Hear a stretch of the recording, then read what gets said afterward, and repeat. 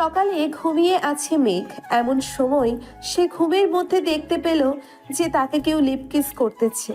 এটা দেখে মেঘও তাকে জড়িয়ে ধরে লিপ কিস করতেছে আর বলতেছে, আজকে পাইছি তোমাকে। আজকে তো তোমাকে ছাড়তেছি না জান। উম্মুয়া, উম্মুয়া, উম্মুয়া। এইভাবে কিছুক্ষণ যাওয়ার পর কে যেন মেঘের উপর পানি ঢেলে দিল। মেঘ ধরপড়িয়ে উঠে পড়ল বিছানা থেকে। আশেপাশে তাকিয়ে দেখে তার ছোট বোন দাঁড়িয়ে আছে। তাকে দেখে বলতে লাগলো, কিরে, তুই আমার গায়ে পানি ঢেলে দিলি কেন? তোকে তো আজকে আমি মেরেই ফেলবো। এমনিতেই শীত পড়েছে, আবার তুই আমার উপর ঠান্ডা পানি ঢেলে দিয়েছিস, তাই না? ঢালবো না তো কি করব? বিছানার দিকে একবার তাকিয়ে দেখো তো, তুমি কি অবস্থা করেছো বিছানাটার। হ্যাঁ, প্রতিদিন একটা একটা করে বালিশ ছেড়ো, আর আম্মু আমাকে দিয়ে পরিষ্কার করায়। সরি রে, আসলে আজকে সেই সুন্দর একটা স্বপ্ন দেখছিলাম। জানিস, মেয়েটা দেখতে পরীর মতো সুন্দর, ঠোঁট দুইটা গোলাপি গোলাপি। উফ, কি জোস লাগছিল জানিস। শরীরের কথা তো বাদ দিলাম, শরীরটা মনে হয় তুলো দিয়ে তৈরি করেছে আল্লাহ। এই শীতে যদি একটা বউ পাইতাম রে বইন, তাহলে তোকে অনেকগুলো চকলেট দিতাম। কথাটা শেষ হতে না হতেই সুফিয়া বেগম বিছানার ঝাড়ু নিয়ে এসে দিল দুইটা বাড়ি মেঘের পিঠে। মেঘ ব্যথায় কোকিয়ে উঠে বলতে লাগলো, আহ আম্মু, আমাকে মারলে কেন? আমি বুঝি ব্যথা পাই না? তরে মারবো না তো আর কারে মারবো? প্রত্যেক দিন তুই একটা না একটা জিনিস নষ্ট করিস। তোকে তো কোনো কিছুই কিনে দিব না এবার। ভেবেছিলাম বিয়ে দিয়ে দিব, কিন্তু তা আর দিব না। আম্মু, বিয়ে দিলে তোমার ছেলের কপালে বউ থাকবে কিনা সন্দেহ আছে।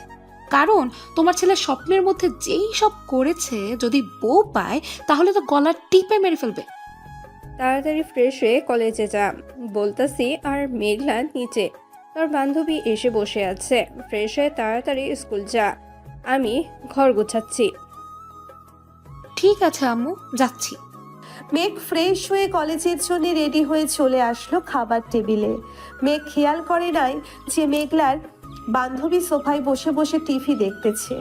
মেঘ খাওয়া দাওয়া করে তার বাইক নিয়ে সোজা চলে গেল কলেজ মাঠে।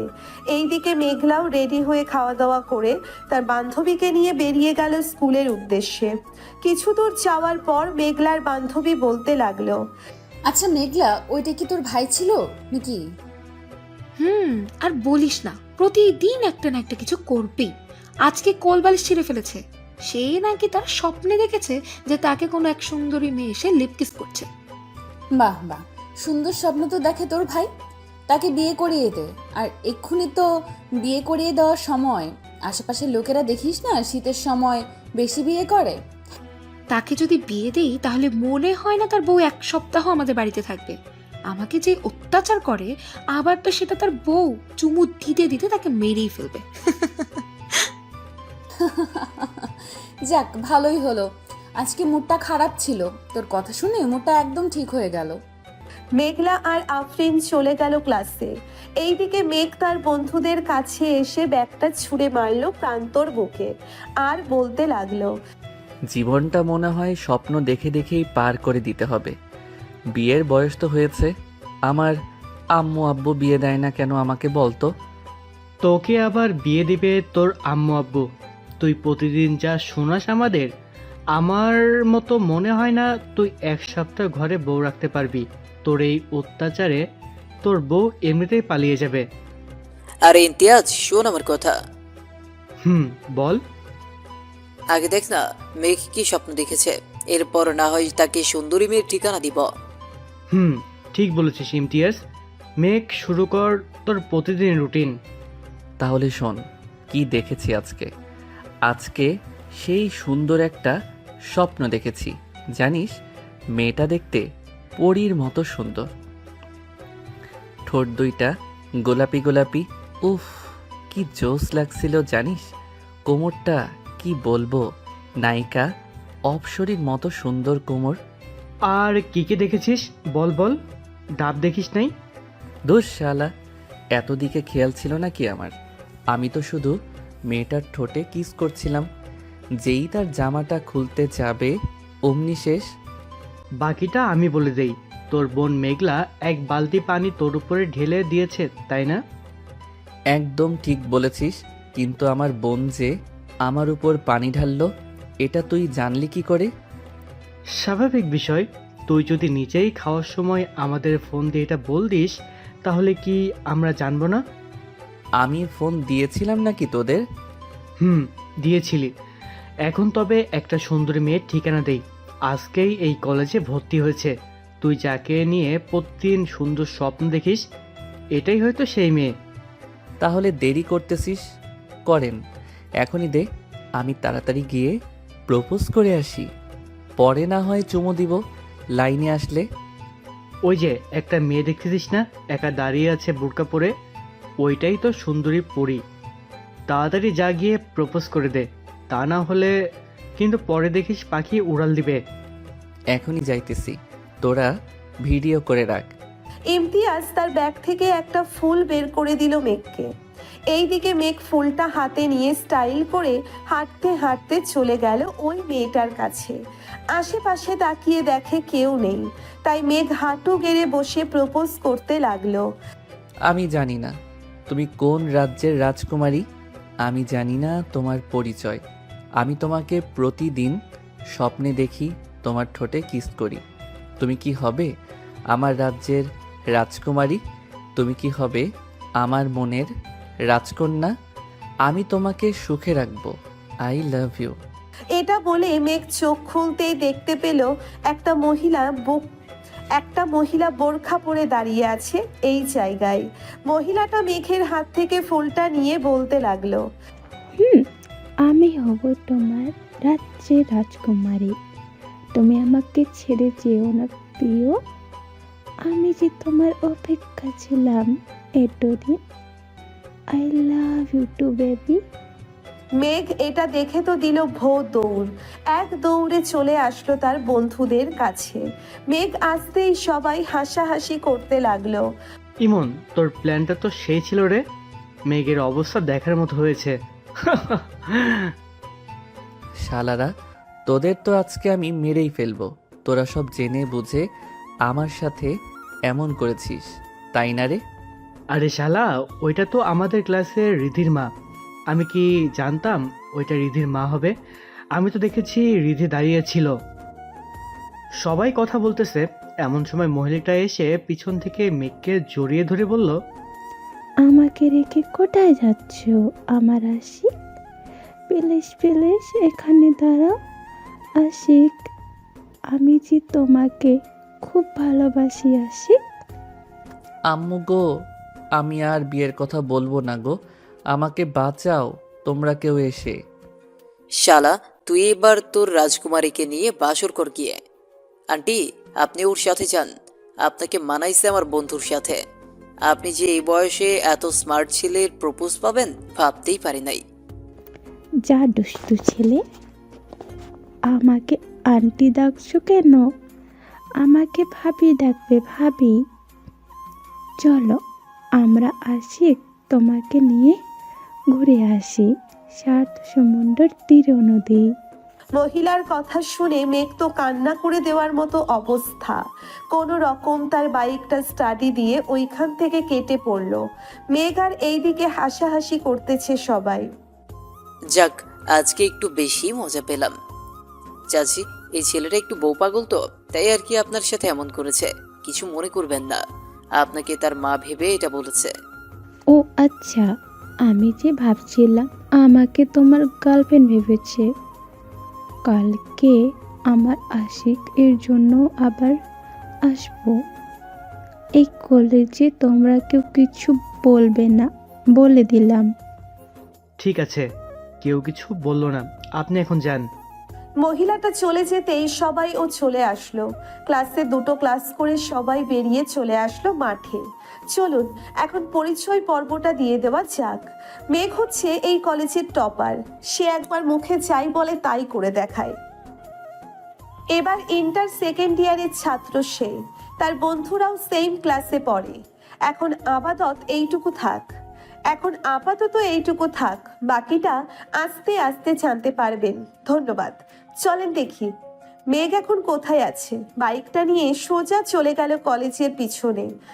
2 ঘন্টা কাটতেই আবারও চলে আসলো কলেজের ভেতরে। এসে দেখে তার বন্ধুরা গাছ তলায় বসে আছে।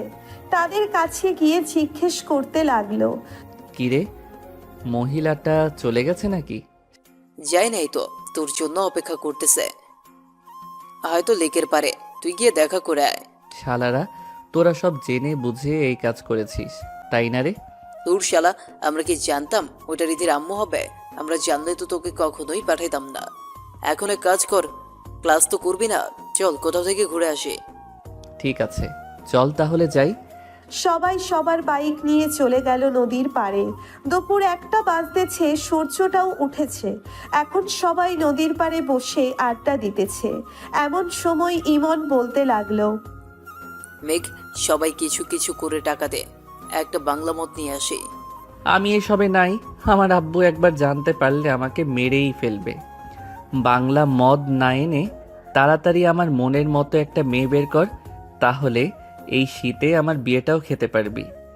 তা তো পারবো, কিন্তু তোর মনের মতো মেয়ে খুঁজে পাবো কি করে? আমাদের একবার বল তো, তোর মনের মতো মেয়ে কিরকম হবে? আমার মনের মতো মেয়ে হবে চিকন, ঠোঁট দুটো গোলাপি গোলাপি, যাতে দেখলেই কামড় দিয়ে নিয়ে আসতে মন চায়। আর আমার থেকে একটু খাটো হলেই চলবে, দেখতে কিন্তু সুন্দরী হতে হবে। শালারা দেখতে তো সুন্দরী হবে, তুই যা যা বলেছিস তাদের মধ্যে ছাড়া এইসব অন্য কারো মধ্যে থাকবে না, তাই না? চল, খুব ক্ষুধা লাগছে, একটা রেস্টুরেন্ট থেকে কিছু খেয়ে আসি। চল, আজকে মতিন মামার কালাভুনা দিয়ে খেয়ে আসি। শুনেছি কালাভুনাটা সেইভাবে রান্না হয়। চল। সবাই চলে গেল মতিন রহমানের দোকানে। গরুর মাংসের কালো ভুনা দিয়ে সবাই খাবার খেয়ে চলে আসলো বাড়িতে। সন্ধ্যা 7টা, সবাই বসে আছে চায়ের দোকানে। চা খাওয়া শেষ। মেঘ সবার কাছ থেকে বিদায় নিয়ে চলে আসলো বাড়িতে। রাত 9টায় খাবার টেবিলে বসে আছে মেঘ। এমন সময় তার আপু এসে টেবিলে বসতে বসতে বলতে লাগলো, কিরে মেঘ, এইসব কি শুনতেছি? তুই নাকি প্রতিদিন একটা করে বালিশ ছিঁড়ে ফেলে দিস, এটা কি সত্যি কথা নাকি? আরে না আব্বু, আমি তোমার ছেলে, আমি কি এসব করতে পারি বলো? সব মিথ্যা কথা বলতেছে আম্মু আর আপু। হয়েছে, আর কিছু বলতে হবে না। তোর স্বভাব চরিত্র আমার ভালো করেই জানা আছে। এখন যা বলি শোন, কালকে আমার অফিসে যাবি। আমি নতুন প্রজেক্টের কাজ ধরেছি, ওইটাতে আমাকে হেল্প করবি। যদি ঠিক মতো করতে পারিস তাহলে তোর বিয়ে নিয়ে চিন্তা করবো আমি। ঠিক আছে আব্বু, আমি রাজি আছি। তোমার আগেই আমি অফিসে পৌঁছে যাব। মেঘ খাওয়া দাওয়া শেষ করে তাড়াতাড়ি ঘুমিয়ে গেল। এইদিকে সাইফুল চৌধুরী মেঘলাকে উদ্দেশ্য করে বলতে লাগলো, মেঘলা আফরিন তো তোর বান্ধবী, তাই না? তাকে আমার বেশ পছন্দ হয়েছে। আমি তার বাবা মায়ের সাথে কথা বলতে চাই। আব্বু, আমরা তো মাত্র 10-এ পড়ি। এখনই যদি ভাইয়ার সাথে আফরিনের বিয়ে দিয়ে দাও, তাহলে আফরিনের স্বপ্নটা পূর্ণই হবে না। সে চায় একজন বিজনেস ওমেন হতে। তা হতে পারবে, সমস্যা নেই। মেঘের সাথে থেকে সবকিছু শিখে যাবে, পরে না হয় আমার কাছে থেকে টাকা নিয়ে নিজে একটা অফিস তৈরি করবে। সকালে আফরিন আসবে, তুমি কথা বলে নিও। আর ভাইয়া যা করে, আফরিন থাকবে নাকি থাকবে না তার শিওর নেই। বিয়ে দিয়ে দিলেই তো সব ঠিক হয়ে যাবে। এখন তুই গিয়ে ঘুমা, আর আফরিনকে মেসেজ দিয়ে বলে দে যে সকাল 6টার দিকে আসার জন্য। বাকিটা তুই তো বুঝেই গেছিস কি করতে হবে। আব্বু, বুঝে গেছি, আর কিছু বলতে হবে না। এখন তাহলে যাই আমি। মেঘলা চলে গেল তার রুমে। বিছানায় শুয়ে শুয়ে তার বান্ধবীকে মেসেজ করতে লাগলো, বান্ধবী, তোর স্বপ্নটা হয়তো পূর্ণ হতে যাচ্ছে। তুই না আমার ভাইকে পছন্দ করিস। আব্বু বলেছে সকাল 6টায় এসে যা করার করতে। আর ভাইয়া যাতে না বুঝতে পারে এটা তুই করেছিস। একদম চিন্তা করিস না, তোর ভাইকে এমন টাইট দিব, বাপের জন্মেও আর এমন করবে না। এখন ঘুমাই রে, সকালে উঠতে হবে। ফজরের সময় আমাকে ফোন দিস, উঠে নামাজ পড়বো। ঠিক আছে, এখন ঘুমা তাহলে তুই। আফরিন ঘুমিয়ে গেল। ভোর 5টায় আফরিনের ফোনের অ্যালার্মের শব্দে ঘুম ভেঙে গেল তার। উঠে ফ্রেশ হয়ে নামাজ আদায় করে হাঁটতে হাঁটতে চলে গেল মেঘলাদের বাড়িতে। কলিং বেল দিতেই মেঘলা এসে দরজা খুলে দিল। কি রে, তাড়াতাড়ি চলে আসলি নাকি? ঘড়ির দিকে তাকিয়ে দেখ, 6:15 বাজে। আমাকে আসতে বলেছিল 6টায়। চল এখন তোর ভাইয়ের কাছে, দেখি আজকে কি স্বপ্ন দেখতেছে। চল, তাড়াতাড়ি বালিশ ছিঁড়ে ফেলার আগেই কিছু একটা করতে হবে। চল। দুইজন চলে গেল মেঘের রুমে। গিয়ে দেখে মেঘ বিড়বিড় করে কি যেন বলতেছে। চলুন শুনে আসি কি বলতেছে মেঘ। জান, এমন করো কেন? একটা লিপ কিস করো না। তোমার ওই গোলাপি ঠোঁটের একবার লিপ কিস করতে পারলেই হবে। মেঘলা, তুই তোর রুমে যা, আমি তোর ভাইকে দেখতেছি। আমি দেখতে চাই তুই কি করিস আমার ভাইয়ার সাথে। আমি চুপচাপ দাঁড়িয়ে থাকবো এইখানে, কোনো কথা বলবো না। ঠিক আছে, চুপচাপ দাঁড়িয়ে থাক। আফরিন তার ঠোঁট ছোড়া মেঘের ঠোঁটের সাথে চেপে ধরতেই মেঘ আফরিনের ঠোঁটে কামড় দিয়ে ধরল। এইদিকে মেঘ আফরিনকে জড়িয়ে ধরে তার বুকের সাথে চেপে ধরে লিপ কিস করতেছে। এটা দেখে মেঘলার চোখ দুইটা রসগোল্লার মতো বড় হয়ে গেল। বেশ কিছুক্ষণ লিপ কিস করার পর আফরিন মেঘের বুকের উপর থেকে উঠে আস্তে আস্তে নেমে আসলো এই দিকে। মেঘ খুশি হয়ে বলতে লাগলো, ইস, এই রকম যদি প্রতিদিন লিপ কিস করিস তাহলে তো জান আমার আর বালিশ ছিঁড়তে হতো না। এখনই চলে যাবে কিনা জান? কি হলো, কথা বলতেছো না কেন? মেঘ ঘুমের মধ্যেই এসব বলতেছে। এইদিকে আফরিন আর মেঘলা তো হাসতে হাসতে শেষ। মেঘলা, আমি এখন বাসায় যাই রে। তোর ভাইকে উঠিয়ে কাজে পাঠা। আর যা যা বলবে আমাকে সব বলবি কিন্তু। ঠিক আছে, সব বলবো। এখন চল, তোকে দিয়ে আসি বাহিরে। চল। মেঘলা আর আফরিন চলে গেল নিচে। এইদিকে মেঘ ঘুম থেকে উঠে দেখে আজকে সে একটা বালিশও ছিঁড়ে নাই। তাই খুশি মনে চলে গেল ওয়াশরুমে। আয়নার সামনে দাঁড়াতেই দেখতে পেল যে তার ঠোঁটে লিপস্টিক লাগানো। শুধু ঠোঁটের না, গালে কপালে সব জায়গায় লিপকিসের দাগ।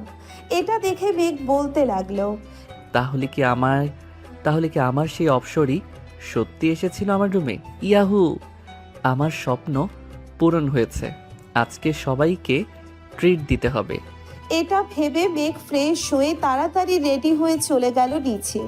গিয়ে দেখে তার বাবা মা এবং বোন খাবার টেবিলে বসে আছে। মেঘকে দেখে মেঘলা বলতে লাগলো, কি ভাইয়া, আজকে তো দেখি তুমি অনেক খুশি। রাতে কি অপসরি এসেছিল নাকি? রে, আজকে সত্যি অপসরি এসেছিল। আমাকে লিপ কিস করেছে, ঠোঁটে মুখে গালে সব জায়গায় কিস করেছে। আমি আজকে অনেক খুশি। মেঘলা তার ভাইয়ের হাতে চিমটি কেটে বলতে লাগলো, ভাইয়া, আম্মু আব্বু আছে কিন্তু এখানে। আরে আমার রুমে আম্মু আব্বু আসবে কোথায় থেকে? মজা করতেছিস তাই না রে? মেঘ একবার চারিপাশ ঘুরে দেখে যে সে ড্রয়িং রুমে খাবার টেবিলে বসে আছে।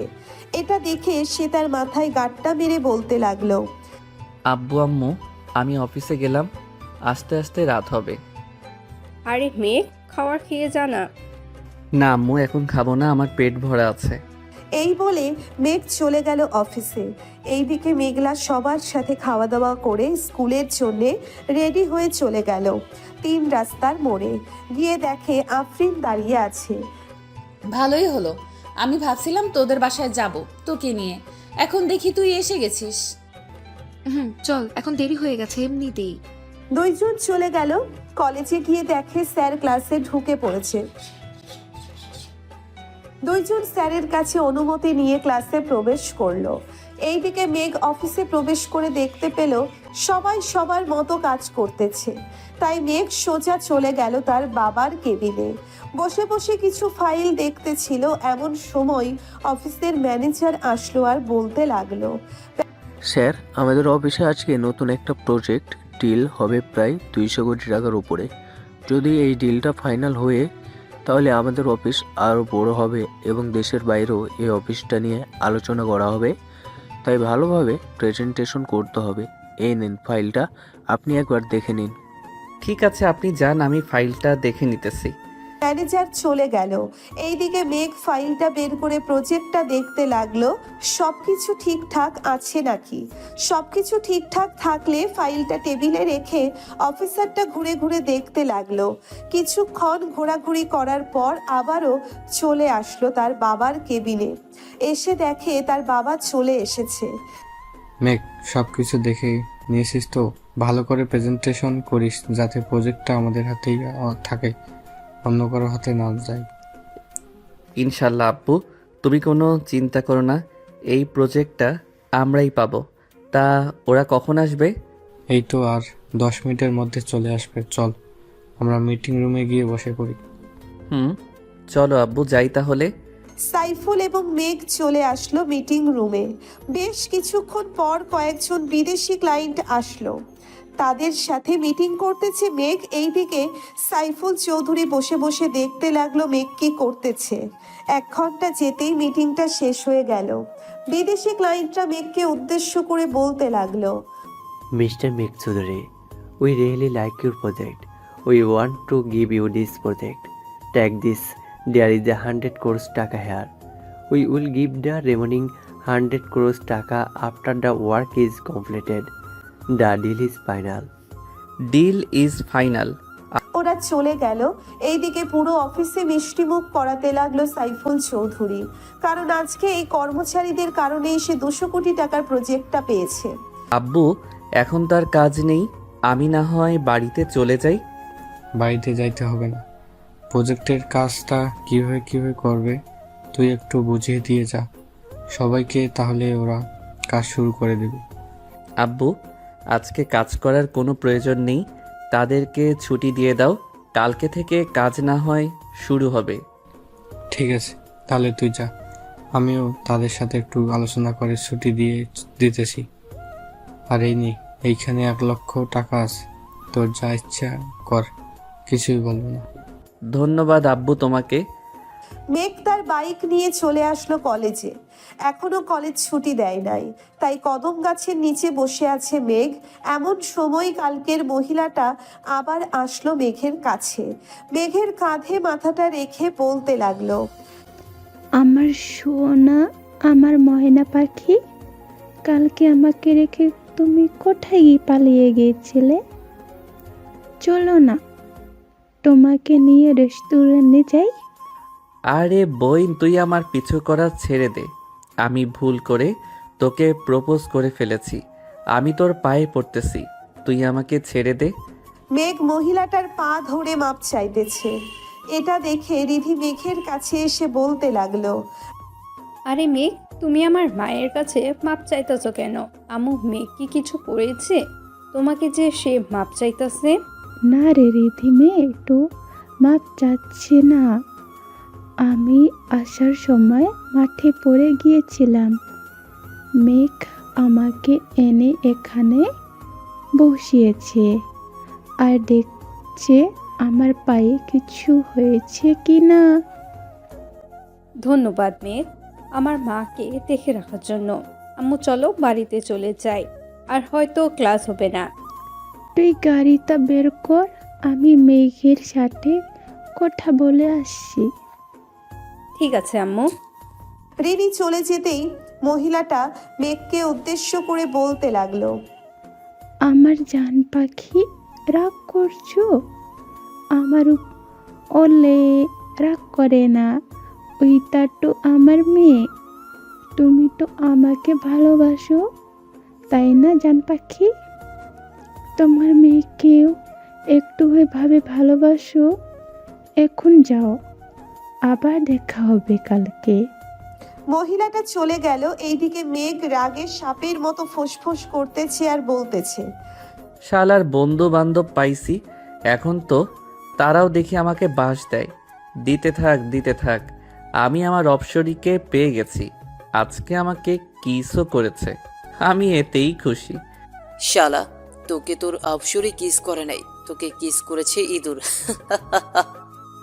শালারা সত্যি আজকে আমার অপসরী কিস করেছে আমাকে, তা না হলে আমি কি আর এইখানে থাকি? চল, আজকে ট্রিট দিব। আজকে আমাদের বলবি না তোর অপসরি কি করেছে তোর সাথে? বলবো তো, আগে রেস্টুরেন্টে চল, এরপর না হয় আমি সব বলবো তোকে। আজকে 2টা সুখবর আছে। তাহলে তো যেতেই হয়, তবে বিল কি তুই আমাদের হাতে ধরিয়ে দিবি নাকি আবার? না, যে আজকে আব্বু আমাকে 1 লক্ষ টাকা দিয়েছে, এই দেখ, বলেছে যা ইচ্ছা তাই করার জন্য। তোকে একটা ভালো কাজ দিই, করতে পারবি তুই? ভালো কাজ আবার করতে পারবো না কেন? বল কি করতে হবে? আমাদের এলাকায় এতিমখানা আছে, ওইখানে প্রায় সব শিশু এতিম। তুই একটা গরু কিনে আন, 60 থেকে 70 হাজার দিয়ে ভালো একটা গরু আনা যাবে। বাকি যে টাকা থাকবে ওইটা আর আমরা কিছু দিয়ে না হয় এতিম বাচ্চাদের বিরিয়ানি করে খাওয়াবো। এখন তো শীত, তাদের জন্য না হয় একটা বড় বেড বানিয়ে নিয়ে আসি। কি বলিস তোরা? তা ঠিক বলেছিস, আগে চল গরু কিনে আনি। আমরা তো সবসময় ভালো ভালো খাবার খাই, একদিন না হয় তাদেরকে খাওয়ালাম। চল তাহলে বাইকগুলো যার যার বাড়িতে রেখে আসি। বাড়িতে রাখতে হবে না, বাজারের এক সাইডে পার্কে রাখলেই চলবে। চল এখন যাই। সবাই বাইক নিয়ে চলে গেল বাজারে। বড় দেখে একটা গরু কিনে নিল 90,000 টাকা দিয়ে। গরুটা হাঁটতে হাঁটতে নিয়ে চলে আসলো মেঘদের বাসায়। গরুটা হাঁটাতে হাঁটাতে নিয়ে চলে আসলো মেঘদের বাসায়। তাদের বাড়িতে গরু দেখে তার মা বলতে লাগলো, কি যে মেঘ, তুই কি এখন গরু লালন পালন করবি নাকি? না আম্মু, এটা এতিমখানার জন্য নিয়ে এসেছি। আজকে বড় একটা প্রজেক্ট পেয়েছি আব্বু, তাই আমাকে 1 লক্ষ টাকা দিয়েছিল। ওইটা দিয়েই আর কি ভাবতেছি এতিমখানা শিশুদের বিরিয়ানি করে খাওয়াবো। ভালো করেছিস, আমি না হয় কিছু টাকা দিব নে, ওই টাকাগুলো দিয়ে না হয় বাচ্চাদের জন্য কিছু কিনে আনিস। ঠিক আছে আম্মু, আমি এখন বাজারে যাব। আজকে রাতের মধ্যেই সব কিছু রেডি করে ফেলবো। ঠিক আছে যা, আমিও কিছু খাবার দিয়ে দেই গরুটাকে। এই বলে সুফিয়া বেগম চলে গেল ঘরে। এইদিকে মেঘ তার দিকে বন্ধুদের নিয়ে চলে আসলো মাদ্রাসায়। মেঘকে দেখে হুজুর খুশি হয়ে গেল, কারণ মেঘ প্রতি মাসে বাচ্চাদের জন্য কিছু না কিছু দেয়। আসসালামু আলাইকুম হুজুর। ওয়ালাইকুম আসসালাম মেঘ, কেমন আছো? আর এই সন্ধ্যাবেলায় আসলে যে? আলহামদুলিল্লাহ ভালো আছি হুজুর। আমি এই মাদ্রাসার সকলকে বিরিয়ানি খাওয়াতে চাই, তাই একটা গরু কিনে এনেছি। এখন তো শীতকাল, তাই বাচ্চাদের জন্য জামা কাপড় আর বেডের ব্যবস্থা করতে চাচ্ছিলাম। আপনি কি বলেন? বেড তো তোমার আব্বু দিয়েছে, এখন আর কিছু লাগবে না। মাদ্রাসার সকলের এক কালার ড্রেস যদি পারো তাহলে বানিয়ে দাও, তাতেই চলবে। ঠিক আছে, কালকেই সবার মাপ নিয়ে যাবে দর্জি। এখন যাই তাহলে হুজুর। মেঘ চলে গেল বাজারে, যা যা লাগবে সব কিছু কিনে নিয়ে চলে আসলো বাসায়। এই রাতে খাওয়া দাওয়া করে রুমে বসে আছে, এমন সময় মেঘলা প্রবেশ করলো মেঘের কেবিনে। মেঘলাকে দেখে মেঘ বলতে লাগলো, কিছু বলবে নাকি? ভাইয়া, অপসরের চেহারাটা দেখেছো নাকি? দেখে থাকলে বলো, আমি দেখি সেরকম মেয়ে পাই কিনা। তার মুখ তো আমি দেখি নাই, তবে আমি আন্দাজ করতে পারতেছি যে তার ডান গালে ছোট্ট একটা তিল আছে আর ঠোঁটের নিচে ছোট্ট একটা তিল আছে। ইয়াহু, তার মানে আমি পেয়ে গেছি তোমার অপসরীকে। আর চিন্তার কোনো কারণ নেই, তুমি নিশ্চিন্তে থাকতে পারো। তোমার অপসরী তোমার কাছেই আছে, সে প্রতিদিন আসবে, এটা বলে দিলাম কিন্তু। তাহলে তো ভালোই হলো। অপসরীর ঠোঁটজোড়া অনেক মিষ্টি রে, যা বলে বোঝাতে পারবো না। আচ্ছা, তো তুমি মাদ্রাসার জন্য বিরিয়ানি কবে তৈরি করবে? কালকে তো শুক্রবার, কালকেই করবে নাকি? হ্যাঁ, কালকে করব। কেন, কোনো সমস্যা নাকি? না, কোনো সমস্যা নেই। এখন আমি ঘুমোতে যাই, গরু জবাই করার সময় আমাকে ডাক দিও। মেঘলা চলে গেল তার কেবিনে, গিয়ে ঘুমিয়ে পড়ল। রাত প্রায় 3টে, এমন সময় কলিং বেল বেজে উঠল। এত রাতে বেল বাজতে দেখে সাইফুল তার স্ত্রীকে উদ্দেশ্য করে বলতে লাগলো, কি ব্যাপার, এত রাতে কে এসেছে আমাদের বাড়িতে? আমিও তো জানি না কে এসেছে, চলো তো নিচে গিয়ে দেখি। কি ব্যাপার, তোমরা এত রাতে এখানে এসেছো যে? আঙ্কেল, মেঘ আমাদের আসতে বলেছে, তাই তো এসেছে। কিরে মেঘ, এত রাতে ওদের আসতে বললি কেন? কোনো দরকার আছে নাকি? আব্বু, গরুটা এখনই জবাই করব, তাই ওদের ডেকে এনেছি। এই তোরা যা, গিয়ে ফ্রেশ হয়ে নে, আমি বাইকটা নিয়ে হুজুরকে ডেকে আনতেছি। তাদের আর যেতে হবে না, এখন আমি উঠে গেছি, আমি যাইতেছি। তুই এক কাজ কর, গরুটা যেইখানে জবাই করবি ওইখানে জায়গাটা পরিষ্কার করে নে। ঠিক আছে আব্বু। সবাই সবার কাজে লেগে পড়লো। এইদিকে মেঘলাও ঘুম থেকে উঠে গেছে, মেঘের সাথে মেঘলাও কাজ করতেছে। এটা দেখে সুফিয়া বেগম বলতে লাগলো, মেঘলা, তুই গিয়ে ঘুমা, শীত পড়েছে, অনেক বাতাস, এর জন্য থাকতে হবে না। আমার কিছুই হবে না আম্মু, তোমরা কাজ করো, আমি তোমাদের জন্য চা আর কফি বানিয়ে নিয়ে আসছি। ঠিক আছে, যা তাহলে। মেঘলা চলে গেল। এইদিকে সকাল 7টার আগেই সবাই সবার কাজ শেষ করে ফেললো। বাবুর্চিদের খবর দিতেই ওরাও চলে আসলো। বাবা, এখানে তো মনে হচ্ছে 4 মণের উপরে গোস্ত আছে। এখন পুরোটাই রান্না করব নাকি রেখে দেব কিছুটা? আপনার অনুমান করে পুরোটাই বিরিয়ানি করে ফেলেন। ঠিক আছে বাবা। 12টার মধ্যে সকল রান্না শেষ করে ফেললো। এইদিকে বাড়ির মহিলারা প্যাকেট করতেছে সকল খাবার, যাতে প্রত্যেক বাড়িতে 2-3টে করে দেওয়া যায়। নামাজ শেষ করেই সবাইকে সব দিয়ে দিল। এইদিকে মেঘ খাবার খেয়ে তার বন্ধুদের সাথে কিছুক্ষণ আড্ডা দিয়ে চলে গেল তার রুমে। বিছানায় শুয়ে পড়তেই তার ঘুম চলে আসলো। এইদিকে আফরিন বসে আছে মেঘলার রুমে। মেঘলা, আমি তোর ভাইয়ার রুমে চাইতেছি। কেউ যদি জিজ্ঞাসা করে তাহলে বলবি তোর রুমে ঘুমাচ্ছি। এখন ভাইয়ার রুমে গিয়ে কি করবি তুই? ভাইয়া তো ঘুমোচ্ছে মনে হচ্ছে। ঘুমাক, তাকে জ্বালানোর জন্যই তো যাইতেছি আমি। আফরিন চলে গেল। মেঘের রুমে গিয়ে দেখে মেঘ একটা কোলবালিশকে জড়িয়ে ধরে ঘুমাচ্ছে।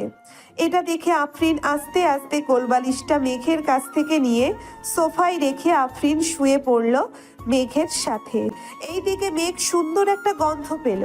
আফরিনের শরীর থেকে গন্ধটা তার নাকে যেতেই বলতে লাগলো, আমার অপসরি, তুমি এসেছো। আমাকে একটু জড়িয়ে ধরো অপসরি, আমি তোমার ওই ঠোঁটের মৃদু স্বাদটা নিতে চাই। আফরিন কোনো কথা না বলেই মেঘের বুকে মাথা রেখে ঘুমিয়ে গেল। দেখতে দেখতে সন্ধ্যা হয়ে আসলো। আজানের শব্দ কানে আসতেই আফরিনের ঘুম ভেঙে গেল। মেঘের বুকের উপর থেকে উঠে আস্তে আস্তে রুম থেকে বের হয়ে চলে গেল মেঘলার রুমে। গিয়ে দেখে মেঘলা নামাজে দাঁড়িয়ে গেছে। এটা দেখে আফরিনও ফ্রেশ হয়ে অজু করে মেঘলার সাথে নামাজ আদায় করে নিল। রাতে সবাই খাবার টেবিলে খাবার খাচ্ছে। এমন সময় আফরিন খাবার টেবিলে এসে বসতেই মেঘ আফরিনের দিকে তাকিয়ে বলতে লাগলো, আম্মু, এটাই তো আমার স্বপ্নের অপসরি, আমি এই মেয়েকেই বিয়ে করতে চাই। কানের নিচে মারবো 2টা। এত পিচ্ছি মেয়েকে তুই বিয়ে করলে তোকে পুলিশ ধরবে। ধরলে ধরবে, আমি আমার অপসরিকে হারাতে চাই না। আমাকে 1 মাসের মধ্যে এই মেয়ের সাথে বিয়ে দিবে, তা না হলে কিন্তু আমি এই বাড়ি ছেড়ে চলে যাব। তুই বাড়ি ছেড়ে চলে গেলে কারো কিছু যাই আসে না। এখন চুপচাপ খাওয়া দাওয়া করে ঘুমাতে যা। ঠিক আছে আব্বু, যাইতেছি। মেঘ খাওয়া দাওয়া করে চলে গেল তার রুমে। বিছানায় শুয়ে আছে এমন সময় তার ফোনটা বেজে উঠল। তাকিয়ে দেখে ইমন ফোন দিয়েছে। কলটা রিসিভ করতেই ওই পাশ থেকে বলতে লাগলো, কিরে, তোর অপসরিকে তো তোর বাড়িতে দিয়ে আসলাম, এখন না হয় বাইরে একটু আড্ডা দিই। ঘরের ভিতরে মেয়ে মানুষের মতো বসে থাকলে চলবে নাকি? ধন্যবাদ দোস্ত, আমার অপসরিকে আমার কাছে দেওয়ার জন্য। এর জন্যেই তো বলি আজকে আমার বুক এত ভারী ভারী লাগছিল কেন। মনে হয় আমার অপসরি আমার বুকের উপর ঘুমিয়েছিল। দেখ, তোর ফোনে পিক পাঠাইছি, যখন তোরা দুইজনকে জড়িয়ে ধরে ঘুমোচ্ছিলে। শালারা, তোর আর ভালো হলি না, এইটাও পিক তুলতে হলো তোদের। আমরা তো আগে থেকেই ভালো ছিলাম, তুই আবার কোন ভালোর কথা বলছিস? থাক, তোরা আসতেছি আমি। মেঘ ফোনটা কেটে দিয়ে নিচে চলে আসলো। বাইকের চাবিটা নিয়ে সোজা চলে গেল 3 রাস্তার মোড়ে, কারণ ওইখানেই সবাই আড্ডা দেয়। মেঘ যেতেই ইমতিয়াজ বলতে লাগলো, ঘরে বউ পাইয়া আমাদের ভুলে গেছিস তাই না রে?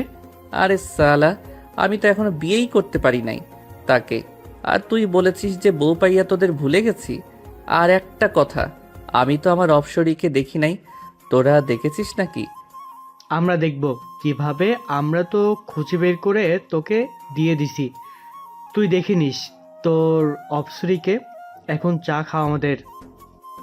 সবাই চা খেয়ে রাত 10টা পর্যন্ত আড্ডা দিয়ে চলে আসলো বাসায়। এইদিকে আফরিন বসে আছে মেঘলার রুমে। দুইজনে বসে বসে তাদের স্কুলে যে লেখাগুলো দিয়েছে সেই লেখাগুলো লিখতেছে। এটা দেখে মেঘ চলে গেল মেঘলার রুমে। গিয়ে দেখে তার অপসরী মাথায় ওড়না দিয়ে লিখতেছে, কিন্তু তার মুখ দেখা যাচ্ছে না চুলের জন্য। এটা দেখে মেঘ বলতে লাগলো, এই যে মিস অপসরি, চুলগুলো একটু সরান তো, দেখি আপনাকে মন ভরে। ভাইয়া আর একবার যদি ডিস্টার্ব করো তাহলে কিন্তু আমি আম্মুকে ডাক দিতে বাধ্য হব। আর ডাকতে হবে না, আমি চলে যাইতেছি। মিস অপসরি, লেখা শেষ হলে আমার রুমে আইসেন, দুইজন বসে গল্প করব। আম্মু! আরে যাইতেছি তো, এইভাবে ডাকতে হবে নাকি? থাক। তাড়াতাড়ি তোর রুমে যা, না হলে কিন্তু তোর অপসরীকে আবার তার বাড়িতে পাঠিয়ে দিব, তখন আর দেখতে পারবি না। পাঠানোর দরকার নেই, আমি আসবো না এই রুমে। এই বলে মেঘ চলে গেল তার রুমে। বিছানায় শুয়ে শুয়ে গেম খেলতেছে আর বলতেছে, আমার অপসরীকে আমার কাছ থেকে কেড়ে নিবে ওরা, তা কি করে হয়? আমি কখনোই হতে দিব না। আমার অপসরীকে আমার করেই ছাড়বো। এই সব বলতেছে মেঘ আর গেম খেলতেছে। রাত প্রায় 3টে। আফরিন মেঘের রুমে এসে দেখে মেঘ এখনো শুয়ে শুয়ে ফোন টিপতেছে। মেঘ দরজার দিকে তাকাতেই দেখতে পেল তার অপসরীকে। অপসরী, তুমি এসেছো? ভিতরে আসো। বাহিরে দাঁড়িয়ে আছো কেন? তুমি এত রাত অবধি ফোন টেপো কেন? তাড়াতাড়ি ঘুমাও, না হলে কিন্তু আমি চলে যাবো এই বাড়ি থেকে। কোথায় যাইতে হবে না তোমার। অপসরী, তুমি এই বাড়িতেই থাকো, আমি এখনই ঘুমাচ্ছি। এই তো লক্ষ্মী ছেলের মতো কথা বললে তুমি। এখন তাহলে আমি গেলাম মেঘলার রুমে, আমি আবার আসবো একটু পর। যদি এসে দেখি তুমি না ঘুমাইছো তাহলে সকাল হলেই আমি চলে যাব। আফরিন চলে গেল মেঘলার রুমে। এইদিকে মেঘ ফোনটা রেখে ঘুমিয়ে গেল। প্রায় 30 মিনিট পর আফরিন আবার আসলো মেঘের রুমে। এসে দেখে মেঘ ঘুমিয়ে গেছে, তাই আফরিন দেরি না করে মেঘের বুকের উপরে শুয়ে পড়ল। এইদিকে মেঘ তার অপসরীকে জড়িয়ে ধরে বলতে লাগলো, আগে কখনোই এমন হয় নাই অপসরী, তুমি আমার জীবনে আসার পর থেকে সবকিছু পাল্টে গেছে। আমি তোমাকে নিয়ে বেঁচে থাকতে চাই অপসরী, আমি তোমাকে নিয়ে বেঁচে থাকতে চাই। মেঘের মুখে এমন কথা শুনে আফরিন আলতো করে মেঘের ঠোঁট কামড়ে ধরে চুষতে থাকে আর বলতে থাকে, আমিও যে তোমাকে প্রথম দেখাই ভালোবেসে ফেলেছি মেঘ। যেই দিন তোমার বুকে মাথা রেখে ঘুমিয়েছি ওই দিনের পর থেকে আমি একা ঘুমাইতে পারি না, সব সময় মন চায় তোমার বুকেই মাথা রেখে ঘুমাই। আফরিন মনে মনে এইসব বলতেছে আর মেঘের ঠোঁট জোড়া ললিপপের মতো চুষে চুষে খাচ্ছে। বেশ কিছুক্ষণ পর মেঘ ও আফরিনের ঠোঁট জোড়া চুষে খেতে লাগলো। ফজরের আজান কানে ভেসে আসতেই আফরিন মেঘের উপর থেকে উঠে যেতে যাবে, এমন সময় মেঘ আফরিনের হাত ধরে টান দিয়ে আবার বুকের সাথে চেপে ধরলো আর বলতে লাগলো, কোথায় যাচ্ছ এখন? আর একটু শুয়ে থাকো অপসরী। আজান দিতেছে, নামাজ পড়বো, আপনিও উঠে নামাজ পড়ে আসেন। ঠিক আছে যাও, আমিও যাচ্ছি। আফরিন চলে গেল মেঘলার রুমে। গিয়ে দেখে মেঘলা উঠে পড়েছে।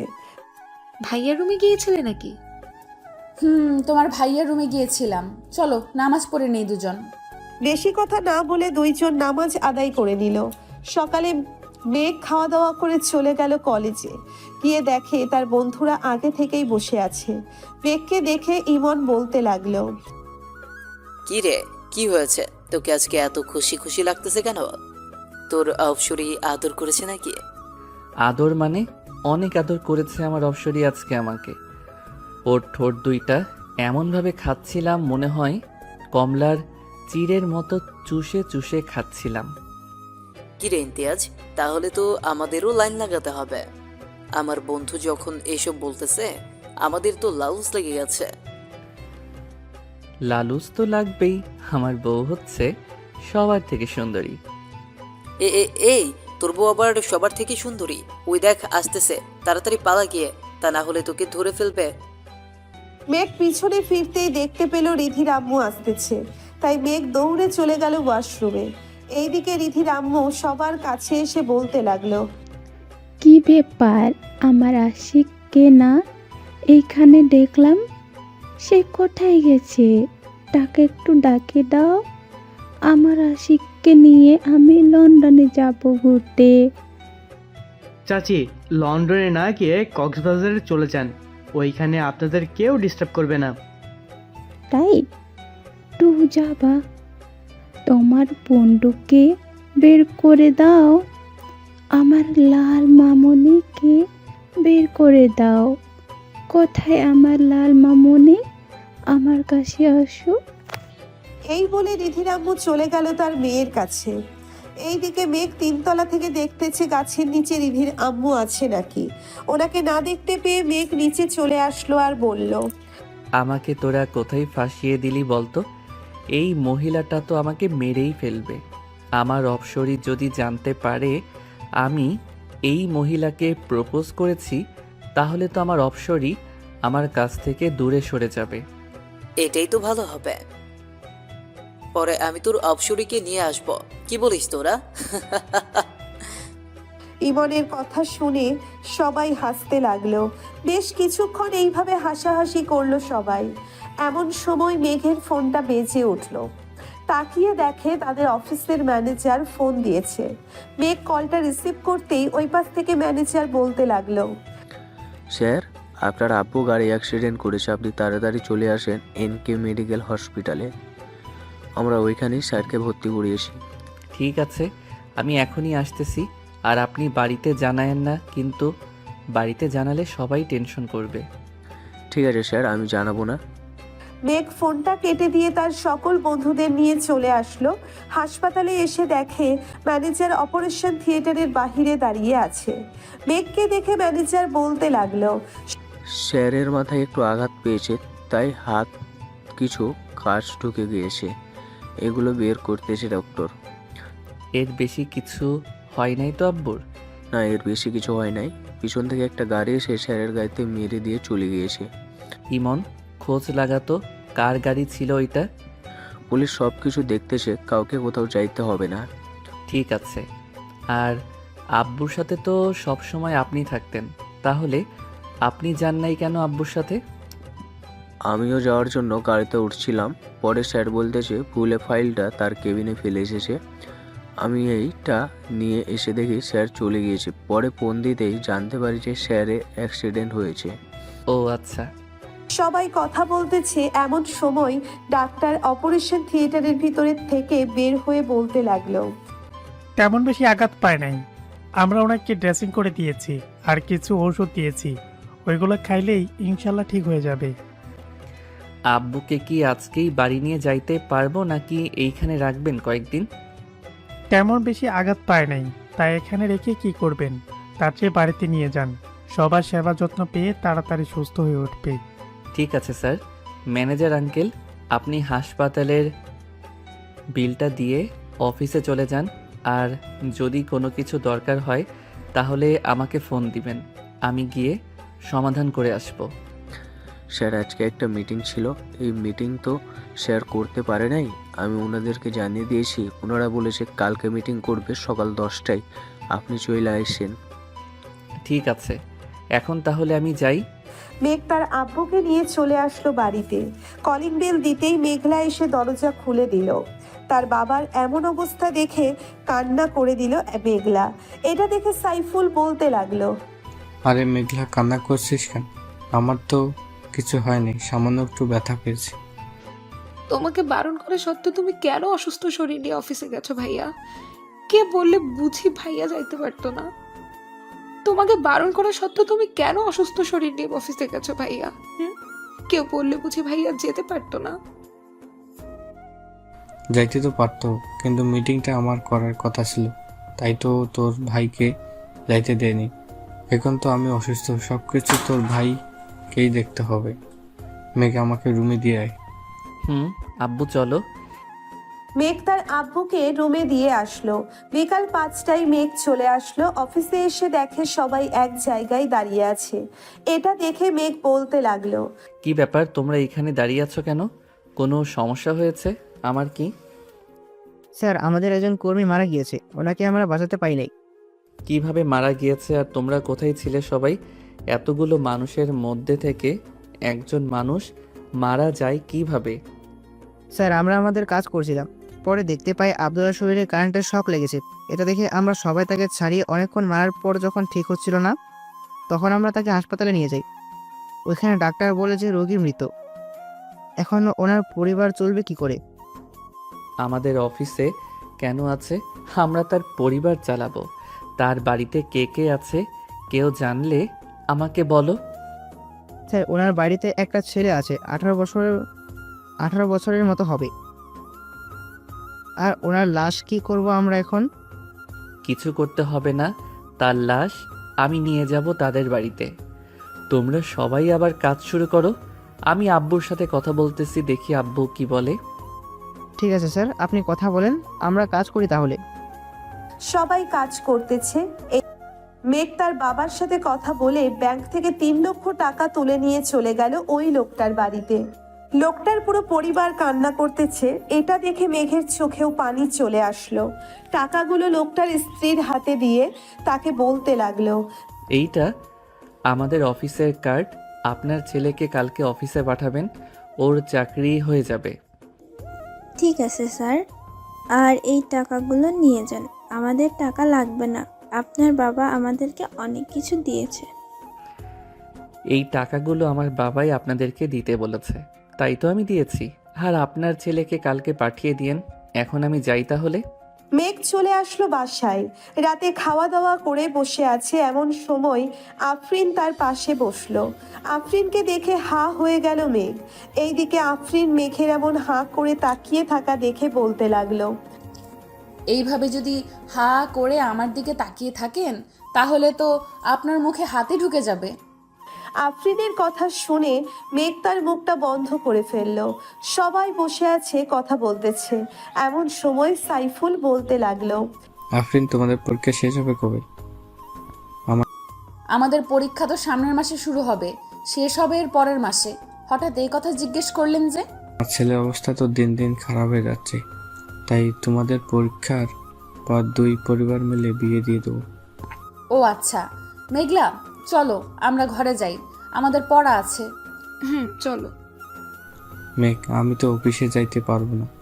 এখন থেকে তোকে অফিস দেখাশোনা করতে হবে। কলেজে তো যাস আর আসিস, কলেজে না গেলে চল কিছুদিন। আমি সুস্থ হলে এরপর না হয় কলেজ যাস।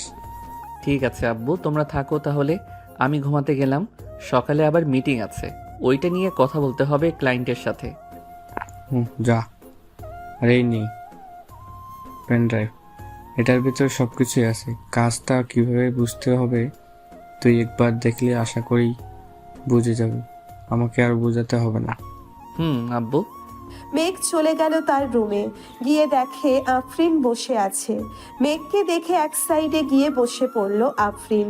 মেঘ একবার আফরিনের দিকে তাকিয়ে তার ল্যাপটপটা নিয়ে বসে বসে কাজটা দেখতে লাগলো। এইদিকে আফরিন এক পলকে তাকিয়ে আছে মেঘের দিকে। এটা মেঘ খেয়াল করে, তাই আফরিনের উদ্দেশ্য করে বলতে থাকে, কিছু বলবে নাকি এইভাবে তাকিয়ে আছো যে? আমি আপনার কোলে বসতে চাই, আপনি কাজ করবেন আর আমি দেখব। ঠিক আছে, আগে দরজাটা বন্ধ করে আসো, এরপর না হয় বইসো। আফরিন দরজাটা বন্ধ করে এসে মেঘের কোলে বসে পড়ল। এইদিকে মেঘ আফরিনকে জড়িয়ে ধরে কাজ করতেছে। এটা আর আফরিন বারবার মেঘের ঠোঁটে, গালে, কপালে কিস করতেছে। এই তোমার এই দুইটা এত ছোট কেন? ছোট থাকবে না তো বড় থাকবে নাকি? আমি নিজেই তো ছোট মানুষ, আবার আমার জিনিস বড় হবে কি করে? একবার বিয়েটা হতে দাও, দেখবে সুর করে বড় হয়ে যাবে। যা দুষ্টু কোথাকার, আমার বুঝি লজ্জা করে না এসব শুনে? ওরে আমার লজ্জাবতী রে, যখন আমি ধরবো তখন লজ্জা করবে না বুঝি? জানি না, তুমি থাকো, আমি গেলাম মেঘলার রুমে। এইখানে চুপচাপ বসে থাকো, কোনো কথা বলবে না। আচ্ছা। আফরিন আর কোনো কথা বলল না। মেঘ তার কাজ শেষ করে আফরিনকে নিয়ে শুয়ে পড়ল। আফরিনের পেটে সুরসুরি দিতেই আফরিন লাফ দিয়ে উঠে পড়ল আর বলতে লাগলো, তোমার সাথে থাকা যাবে না, তুমি অনেক দুষ্টুমি করো, আমি গেলাম। আর দুষ্টুমি করব না, এখন তো শুয়ে থাকো। আর দুষ্টুমি করবে না বলে দিলাম। মেঘ আফরিনকে জড়িয়ে ধরে ঘুমিয়ে গেল। সকাল 9টায় ঘুম ভাঙলো মেঘের। উঠে ফ্রেশ হয়ে খাওয়া দাওয়া করে যেই অফিসের দিকে রওনা দিতে যাবে, এমন সময় পেছন থেকে মেঘলা বলতে লাগলো, ভাইয়া, আমাদেরকে একটা স্কুলের সামনে নামিয়ে দিতে পারবি? তাড়াতাড়ি আয়, আবার 10টায় মিটিং আছে, যাইতে হবে ওইখানে। মেঘ আফরিন এবং মেঘলাকে স্কুলের সামনে নামিয়ে দিয়ে চলেছে। গেল অফিসে গিয়ে দেখে ক্লায়েন্টরা চলে এসেছে। মেঘ তার পেন ড্রাইভটা বের করে বোঝাতে লাগলো প্রজেক্টটা কিভাবে কি করতে হবে। বোঝানো শেষ করে মেঘ চলে গেল তার আব্বুর কেবিনে বসে বসে কাজ করতেছে। এমন সময় দারোয়ান এসে বলতে লাগলো, স্যার, রহিমের ছেলে এসেছে। আপনি নাকি বলেছে তাকে আসার জন্য এখানে? পাঠিয়ে দাও তাকে, আমি কথা বলে নিতেছি তার সাথে। ঠিক আছে স্যার। মেঘ বসে বসে ল্যাপটপে কাজ করতেছে। এমন সময় রহিমের ছেলে কেবিনে প্রবেশ করলো। তাকে দেখে মেঘ হাসি খুশি ভাবে বলতে লাগলো, ভিতরে আসো তামিম, এইখানে বসো। স্যার, আমাকে একটা কাজ দিবেন বলেছিলেন, তাই এসেছিলাম। আব্বু তো আর নেই, এখন তো পরিবারটা আমাকেই দেখতে হবে। তা তো দেখতেই হবে তামিম, তুমি কোনো চিন্তা করো না। যখন যা লাগবে আমাকে বা আব্বুকে বলবে, তাহলে দিয়ে দিবে আব্বু। এই অফিসটা তৈরির সময় থেকে তোমার আব্বু কাজ করে এসেছে, এখন আল্লাহ তাকে নিয়ে গেছে। দোয়া করি তাকে জান্নাতবাসী করুক, আমিন। তা তুমি এইসব কাজ পারো তো? স্যার, পারি। আব্বু আমাকে সব কিছু শিখিয়ে দিয়েছে। আগে মাঝে মধ্যে আসতাম আব্বুর খাবার নিয়ে, তখন একটু আধটু শিখেছে। তাহলে আজ থেকে তোমার আব্বু যে মেশিনগুলো চালাইতো ওইগুলো তুমি চালাবে এখন থেকে। ঠিক আছে স্যার, তাহলে আমি আজ থেকেই কাজে লেগে পড়ি। আচ্ছা যাও তাহলে, আর সাবধানে কাজ করবে কিন্তু। তুমি একা একা কিছু করতে যেও না, এইখানে অনেক লোক আছে, ওদের ডাক দিবে। ঠিক আছে স্যার। তামিম চলে গেল তার কাজে। এইদিকে মেঘ তার কাজ শেষ করে চলে আসলো। বাসায় এসে দেখে আফরিনের আম্মু আব্বু এসে বসে আছে। তাদের দেখে মেঘ সালাম দিল। আসসালামু আলাইকুম, কেমন আছেন? ওয়ালাইকুম আসসালাম, আলহামদুলিল্লাহ ভালো আছি। তুমি কেমন আছো মেঘ? আমিও আলহামদুলিল্লাহ ভালো আছি। আপনারা বসেন, আমি ফ্রেশ হয়ে আসতেছি। মেঘ চলে গেল তার রুমে। ফ্রেশ হয়ে চলে আসলো, নিচে এসে দেখে সবাই বসে আছে। মেঘও তাদের সাথে বসে পড়লো। মেঘ, আমি চাইছিলাম তোমাদের বিয়েটা দিয়ে দেওয়ার জন্য, এখন তুমি কি বলো? আঙ্কেল, আফরিনের পরীক্ষা শেষ হোক, এরপর না হয় বিয়ে করব। আর তো কয়েকটা দিন রয়েছে, আমিও না হয় অফিসের কাজটা বুঝে নেই। সাইফুল, তুই কি বলিস? আফরিন তো সারাদিন তোদের বাসায় থাকে, আশেপাশে মানুষ তো জানিস কেমন সমালোচনা করে।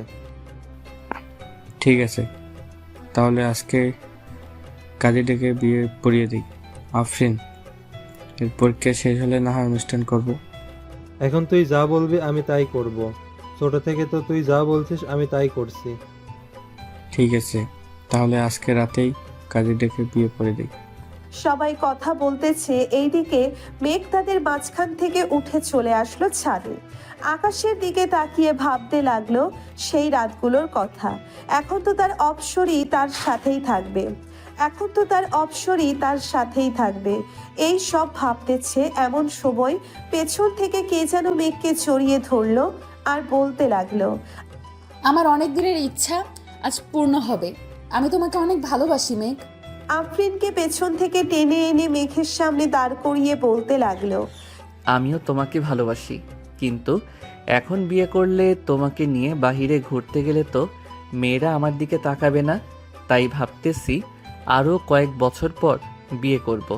কি বললি কুত্তা? আমাকে রেখে অন্য মেয়েদের সাথে টাঙ্কি মারিস? আজকে দেখ তোর কি অবস্থা করি। শুধু রাতটা হতে দে, এখন কিছু করলাম না, সকালে তুই হাঁটতে পারবি না এমন অবস্থা করব। আমাকে ভয় দেখিয়ে কোনো লাভ নেই, আমি তোমার মতো পিচ্চি মেয়েকে ভয় পাই না। সো এখন এইখান থেকে যাও। ভয় পাস না তো ঠিক আছে, শুধু দেখ কি করি আমি তোকে রাতের বেলা। এই বলে আফরিন রাগে চলে গেল নিচে। এইদিকে মেঘ তো মহা খুশি তার অপসরীকে রাগিয়ে দিয়ে। রাতে সবাই খাওয়া দাওয়া শেষ করে বসে আছে। এমন সময় কলিং বেলের শব্দ পেল সবাই। আপনারা বসেন, আমি দেখে আসতেছি কে এসেছে। এই বলে আফরিন চলে গেল দরজা খুলতে। দরজাটা খুলতেই দেখতে পেল কাজী সাহেব দাঁড়িয়ে আছে। ওনাকে সালাম দিয়ে ভিতরে নিয়ে আসলো আফরিন। সবাই বসে আছে সোফায়। এমন সময় কাজী বলতে লাগলো, কার কার বিয়ে হবে তাদের আইডি কার্ড বা জন্ম নিবন্ধনটা নিয়ে আসেন। কাজী সাহেব, মেয়ের বয়সটা একটু কম, আপনি বিয়ে করে দিয়ে যান। যদি কোনো সমস্যা হয় আমি দেখে নেব। দেখুন, এটা তো আইনগত অপরাধ। মেয়ের বয়স 18 না হলে বিয়ে দেওয়া। আচ্ছা, আপনি আনেন, সব কিছু আমি দেখে নিচ্ছি। সবকিছু নিয়ে দিতেই কাজী সাহেব তার খাতায় যা যা লেখার দরকার তা লিখে নিল। কিছুক্ষণের মধ্যে সকল নিয়মকানুন মেনে মেঘ তার আফরিনের বিয়েটা হয়ে গেল। এইদিকে কাজী তার পাওনা টাকা নিয়ে যেতেই সাইফুল বলতে লাগলো, মেঘ, আফরিনকে নিয়ে ঘরে যা, অনেক রাত হয়েছে, আবার কালকে অফিসে যাইতে হবে। ঠিক আছে আব্বু, যাইতেছি। আফরিন আর মেঘ চলে আসলো রুমে। এইদিকে মেঘ বিছানায় বসতেই আফরিন বলতে লাগলো, দাঁড়িয়ে কথা বলতে হবে কেন? সোজা হয়ে দাঁড়াও, তোমার সাথে আমার কথা আছে। বসে কথা বলো, তাহলেই তো হয়। আমি বসে বসে কথা বলতে পারি না, দাঁড়িয়ে কথা বলো। মেঘ দাঁড়াতেই আফরিন বিছানায় ঝাড়ু দিয়ে মেঘকে পিটাতে লাগলো আর বলতে লাগলো, ঘরে এত সুন্দর একটা বউ থাকতে তুই অন্য মেয়েদের দিকে তাকাস, আজকে তোর চোখ তুলে নিব। এই বলে আফরিন মেঘকে জোরে জোরে পিটাতে লাগলো। মেঘের চিৎকার শুনে নিচ থেকে সবাই দৌড়ে চলে আসলো উপরে। মেঘের দরজার সামনে দাঁড়িয়ে মেঘলা বলতে লাগলো, কি হয়েছে ভাবি? ভাইয়া চিৎকার করছে কেন? তোমার ভাইয়ার মাথায় ভূত চাপছে, সে নাকি অন্য মেয়ের কাছে যাবে, তাই একটু নেল পলিশ লাগাচ্ছিলাম। ও আচ্ছা। আব্বু আম্মু চলো চলো নিচে যাই, ভাবি ভাইয়াকে সাইজ করুক। ভাইয়া কিছুদিন ধরে দেখছি একটা মেয়ের পেছনে ঘুরছে। তাহলে তো আমারও যাওয়া দরকার। বৌমা এমনভাবে মারবে যাতে কালকে আর বিছনা থেকে উঠবে না পারে। যদি সকালে ডাক্তারের প্রয়োজন হয় তাহলে ডাক্তার ডেকে আনবো। ঠিক আছে আব্বু, আপনারা যান, আমি আপনার ছেলেকে এমনভাবে সাইজ করব যাতে আর কোনো দিন কোনো মেয়ের দিকে না তাকাতে পারে। সবাই চলে গেল নিচে। এইদিকে মেঘ চিৎকার করতেছে আর বলতেছে, বউ, আমাকে মাফ করে দাও। আমি আর কখনোই কোনো মেয়ের দিকে তাকানো তো দূরের কথা, তার দিকে চাইবো না। কি বললি তুই কুত্তা? আমার দিকে চাইবি না? তাহলে তোর চোখ রেখে কি করব? তোর চোখটাই তুলে ফেলি। ও মা গো, বাঁচাও গো। ও আল্লাহ গো, আমাকে বাঁচাও এই ডাইনি মেয়ের হাত থেকে। আগে তো শান্ত শিষ্ট ছিল, এখন এটা তো একটা আস্তা ডাইনি হয়ে গেছে। ডাইনি তো আমি, এখন দেখ কি করি তোকে। কিছুক্ষণ মারার পর আফরিন ক্লান্ত হয়ে যায় আর বলতে থাকে, এখন কান ধরে উদ্বাস করবি 1000 বার, আমি সারা রাত শুয়ে শুয়ে দেখব। ও বউ, একটু কম করা যায় না? আমি আর কখনোই এমন করব না, বললাম তো তোমাকে। ঠিক আছে, তুই যখন এটা বলতেছিস তাহলে তোর কথা মেনে নিলাম। যা, 200 বার কান ধরে উদ্বাস করবি। পরে কি করতে হবে আমি বলতেছি। এরপরেও আরো কাজ করতে হবে? জি মহারাজ, এরপরও কাজ করতে হবে। এখন তাড়াতাড়ি উঠবস করতে থাকেন তো। মেঘ উঠবোস করতে লাগলো। 200 বার কান ধরে উঠবোস করতে করতে তার হাঁটু যেন খুলে পড়ে যাবে এমন অবস্থা। কান ধরে উঠবোস করা শেষ হতেই কোনো রকম বিছানায় গিয়ে বসলো আর বলতে লাগলো, ওই অপসরি, এখন তো মাফ করো আমাকে, আমি যাই এখন ছাদে। কোথাও যাইতে হবে না, এখানে চুপচাপ বসেন। আমি নিচ থেকে আপনার জন্য খাবার নিয়ে আসতেছি। এতক্ষণ মারার পর হয়তো আপনার পেটের খাবার হজম হয়ে গেছে, আবার তো কান ধরে উদ্বাস করেছেন, এতে তো আরো বেশি। এই বলে আফরিন চলে গেল। নিচে গিয়ে দেখে মেঘলা একলা একলা মুভি দেখতেছে আর চিপস খাচ্ছে। মেঘলাকে দেখে আফরিন বলতে লাগলো, কি ব্যাপার, তুমি এখনো জেগে আছো যে? ঘুমাবে না নাকি? ঘুমাবো তো, মুভিটা শেষ হলেই ঘুমোতে চলে যাব। তার আগে আমাকে একটা কথা বলো, ভাইয়ের কি অবস্থা? সকালে কি অ্যাম্বুলেন্স আনতে হবে? না না, এমনিতেই ঠিক হয়ে যাবে। এখন খাবার খাওয়াবো আর একটু পর আদর করব, তাহলেই দেখবে সকালে তোমার ভাইকে না আমাকে হসপিটালে নিতে হবে। আপনি কি কম আছেন নাকি ভাইয়ার থেকে? আপনিও দেখিয়ে দিবেন আপনার শরীরেরও পাওয়ার আছে। কিরে, তুই আমাকে আপনি করে বলতেছিস কেন? আমি না তোর বেস্ট ফ্রেন্ড, তুই করে বলবি? তুই কি আর আমার বেস্ট ফ্রেন্ড আছিস? এখন তো আমার ভাবি হয়ে গেছিস, সেই হিসেবে তুই আমার বড়, আমি তোকে আপনি করেই বলবো। দিব কানের নিচে একটা। চল খাবার গরম করে আনি, তোরও হয়তো ক্ষুধা লেগেছে। এখন তো রাত বড়, মনে হয় যেমন 2-3 দিন চলে গেছে। আমারও এমনই মনে হয়। আচ্ছা চলো খাবার গরম করে ভাইয়াকে দিয়ে আসি। দুইজন চলে গেল রান্নাঘরে। খাবার গরম করে মেঘলার জন্য কিছু রেখে বাকিটা নিয়ে চলে গেল মেঘের রুমে। গিয়ে দেখে মেঘ নিজের পা ধরে কান্না করতেছে আর বলতেছে, আল্লাহ গো, আমার কপালটা বুঝি পুড়ে গেল গো। এইটা কি বউ দিলা আমার কপালে। এখন তো আমাকে যখন তখন মারবে, আমি কিছুই করতে পারবো না। একদম ঠিক ধরেছ, আমি তোমাকে যখন তখন মারবো, কিন্তু তুমি আমার কিছুই করতে পারবে না। আমাকে যেমন মারবে তেমন আমিও তোমাকে মারবো। পরে বসে বসে শুধু কান্না করা ছাড়া আর কোনো উপায় নেই তোমার। এই দেখো, আমি এক চুমুকি 1 গ্লাস দুধ খেয়ে নিতে পারি। সো এখন বুঝে নাও আমার শরীরে কত শক্তি আছে।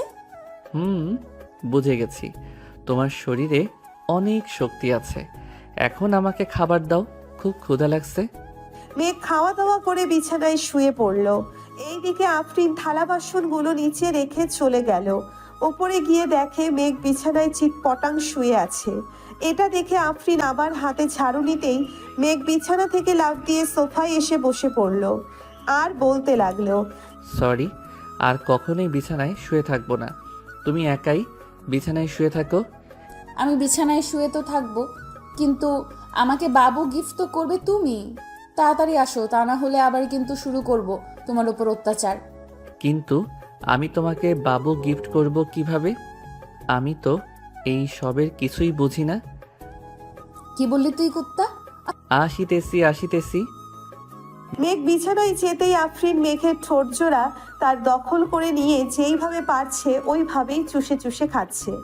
এইদিকে মেঘও কম কিসের, আফরিনের 2টা আপেলের মতো টিপতে থাকে আর ঠোঁট চুষতে থাকে।